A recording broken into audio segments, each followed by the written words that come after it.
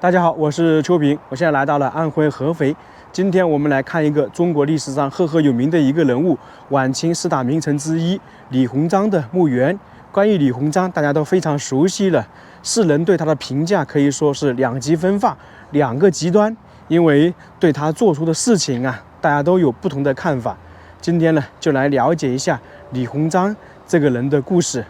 在封建社会，朝廷的大臣，他的墓园一般前面都会有石牌坊，李鸿章的也不例外。这是一座4柱3间3楼的石牌坊，应该是新建的，以前不知道有没有很有可能这个是以前的被损毁了，现在重新建了一个。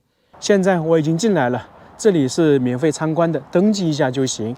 整个这一块区域现在是叫做李鸿章享堂，一般说到享堂就是祭祀的地方。我们之前看很多帝王陵墓呢，有享殿，就是如此。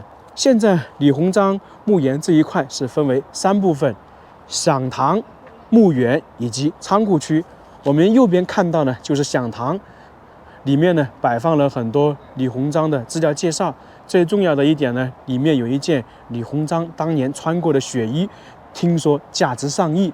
等一下我们应该能够看得到。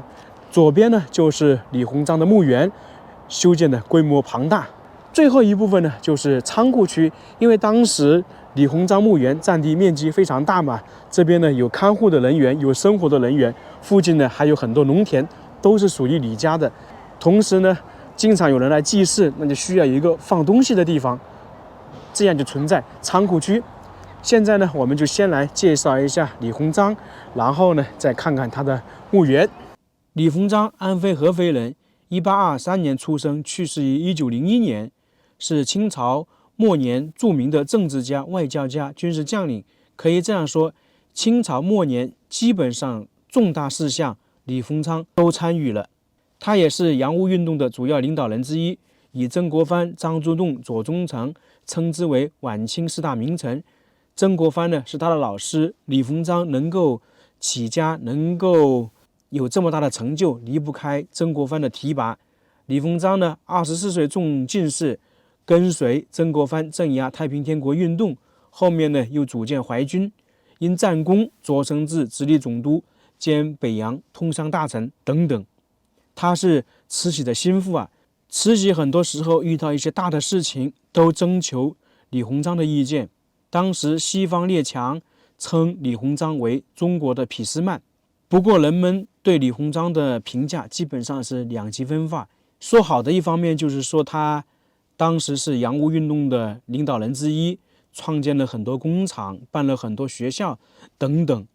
另外一点说他不好的就是他当时代表了清政府签订了一系列不平等条约，以及他一些个人的问题，人们对他的整体评价是两个极端。这一块呢就是享堂区域，整个享堂呢是坐北朝南，旁边呢有一个巨大的照壁，在照壁正前方有3块巨大无比的碑，叫做御赐碑，就是李鸿章去世之后一个祭文，一个碑文，都是显示清王朝对他的器重。一般在封建社会嘛，比较重要的大臣去世，皇帝呢都会亲自写祭文，或者是说指派大臣写祭文。这3块就是御制祭文碑和御赐碑文碑。在封建社会，陵墓前有御制碑是非常少见的，而李鸿章前面呢却有3块，这恰恰证明清王朝对李鸿章的器重。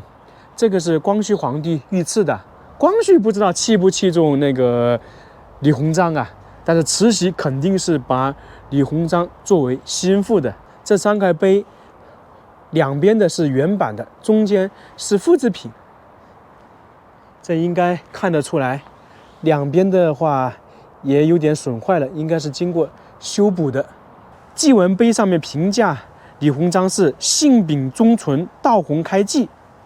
看过那个御赐碑，我们就去享堂里面看一看。这里面最重要的可能就是李鸿章所穿的那个血衣了。前面这2只狮子跟我们平时看到的有点不一样吧，感觉怪怪的。不知道这个狮子呢是不是原版的？一样的，一只狮子绣球，一只狮子是小狮子。我们说的东雄西雌，这是古代的标配。这里还有抱骨石，抱骨石在封建社会摆放也是有规定的，一般呢是官宦家庭才能摆放抱骨石，也就是说，像晋商啊，很多我们看到他是没有抱骨石的，或者是说我们在看晋商，他家里出了大官才会放抱骨石。这上面应该也是狮子，不过有点像麒麟。反正这种抱骨石就是身份的象征，包括大门前面的门当户对。你像一般这种户对，圆形的代表官宦家庭，方形的就代表是商人等等。这边就是享堂的内部区域了，看起来是比较新的，因为毕竟经过100多年，肯定是要经过修缮的嘛。左右两侧呢，就是展示了李鸿章的一些过往，他的生平事迹。往前走呢，就是前堂。据说李鸿章当时穿的血衣啊，就在这个里面。在这个房间里面有很多牌匾，特别是中间这一块，写的是均衡笃护，是李鸿章70岁时光绪皇帝亲笔写的，表彰李鸿章。均衡2个字意思是李鸿章是宰相级别的国家重臣，笃护意思为享有厚重的福气，这个评价已经是非常高了。在旁边呢还有一些其他的牌匾，意思可能都是差不多，表彰夸奖李鸿章的。这就是今天我们一直在说的李鸿章当年穿的血衣，这是一件黄马褂呀。为什么李鸿章这么杰出这么重要的人物会穿一件血衣呢？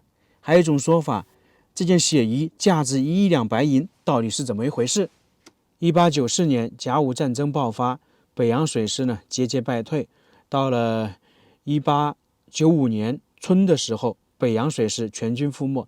其实这里基本上标志着清王朝战败，那清王朝没办法呢，只能坐下和谈，派出使者。不过呢，遭到了日本的驱逐，日本点名要李鸿章或者是恭亲王去日本谈判。那这个时候呢，李鸿章只能前往。到达日本之后，李鸿章呢其实也没受到什么好的待遇，因为作为战败国基本上没什么权利嘛。日本呢对李鸿章也进行了羞辱，并且当时还在进攻，很有可能会进攻北京。这是日本的一种手段，要逼迫清朝政府做出更大的让步嘛。不过当时日本国内还有一些势力，他觉得战争要继续，不能进行和谈。在进行了3轮会谈之后，李鸿章准备回住宿的路上，遭到日本人的枪击。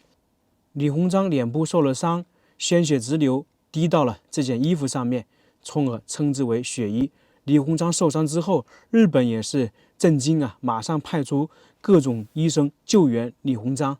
因为作为谈判的话，死者受伤了，这是一个非常大的事情。在这里发生了一个非常有趣的故事。当时日本要求赔偿白银的话是3亿两，后面签订条约的时候变成2亿两。很多人就开玩笑说，正是由于李鸿章挨了这一枪，这个白银赔偿减少了1亿两。当然了，这不是真的，只是大家的一个调侃。因为当时清王朝的底线就是2亿两白银，最后日本人是得知了这个底线，他才同意的。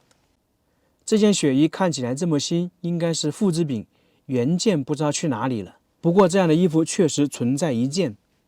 后面就是寝堂了，放置李鸿章牌位以及画像的地方。看看写了什么：清一等侯李文忠公之神位。这个牌位啊，我们得解释一下。1等侯就是说李鸿章呢被封为侯爷。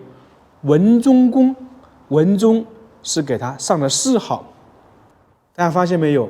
曾文正、李文忠文官一般是有文字这个谥号的，后面呢就是李鸿章的那个画像。不过这感觉有点怪怪的，他胸前怎么是一条龙呢？这个我就有一点不太懂啊。如果按照李鸿章的那个官位的话，应该是贺，仙贺。在画像旁边有李鸿章当年的一些职衔牌，职衔其实是两回事。我们先看一下，赐封，皇帝给的封赏一样，太子太傅，一等庶衣帛，文华殿大学士，赏戴三眼花翎。大家发现没有？这些跟那个正儿八经的官职还是有区别，职位有区别的。你像户部尚书、吏部尚书、直隶总督这些呢，是正儿八经的官职。当然，这个太子太傅呢，也是算是，但是这些相当于是一些荣誉啊。而旁边呢，就是他正儿八经的官职了。钦定李鸿章为什么职位？兵部尚书、督察院右都御史。从享堂出来，这边就是仓房区、仓库区了。现在这一块展示的是一些农具，江淮地区农事展，基本是一些工具了。大家见过没有？水田犁，我们小时候是见过很多了。现在农村呢，到了春耕，还有一些人会用这些，因为南方啊丘陵比较多，有一些山区里面呢，特别像贵州啊、四川，它不适合那个机器，那基本上只能靠牛拉着这个犁，就是这种模式了。可能很多城市的人没有见过，但是我们都见过。看完了享堂和仓库区，我们就来看一看李鸿章的墓园。100多年过去了，到底是怎么样的了？剩下什么？它这个墓园还是挺大的。我们先来起点看一看。一般在起点的话，都有一块巨大无比的碑，是我们常说的神道碑，相当于是上面记述了李鸿章的一生以及朝廷的追赠和封赏情况。上面的碑文是清朝一个著名的司法家写的，摸摸必须头，万事不用愁。这个不知道是原版的还是后面修复过的。神道碑后面呢，就是常说的神道，左右两侧还有一些石像生。看这个石像生，应该就是后面修缮加上去的，应该不是原版的。正常来讲，李鸿章当时去世肯定是有那个石像生的，但是后面被毁了。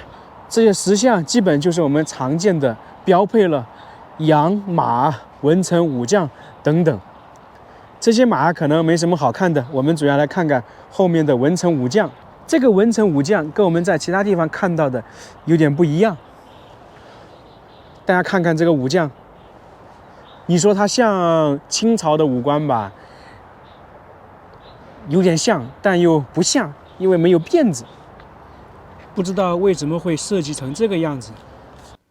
旁边这个文臣就更有意思了，也不是清朝的那种官员的服装，和我们之前看到的历朝历代的石像都有所区别，都不一样。前方一点就是李鸿章的墓冢，再远一点就是一座高架桥，来来往的车辆非常多啊。来看一看墓碑，太傅大学士李文忠公，一品侯夫人赵氏夫人之墓，这个也是夫妻合葬墓。不过这个夫人不是李鸿章的原配啊，因为李鸿章的原配很早就去世了，他是安葬在李家的祖坟。那这个夫人是后面续弦，明显的看得出来这个墓冢比较新。没错，确实是新修的。原本的李鸿章的墓被破坏了，当时他墓里面陪葬品有哪些呢？我们简单的来说一下。1901年，李鸿章呢在北京去世，后面大概3个月之后就安葬在老家。当时呢，慈禧呢非常伤心，也给了他很高的荣誉。这个墓里面的陪葬品，李鸿章的有一把宝剑，李鸿章夫人的陪葬品应该是驼龙金贝，里面呢还有2块金砖，不过那个是铜制的。据说那个驼龙金贝价值2个亿。我查了一下，同类型的陀罗金贝就是乾隆用过的，在08年拍卖大概是6500万，2年之后呢，已经翻到1.3亿了。那么按照现在来讲，价值2个亿应该是差不多。大家会有疑问，李鸿章的尸骨还在这个墓冢里面吗？按照考证已经没有了。李鸿章是1901年去世，120多年过去了，他的墓冢、他的墓园如今就是现在这个样子，里面的大部分东西都是重新修缮过的。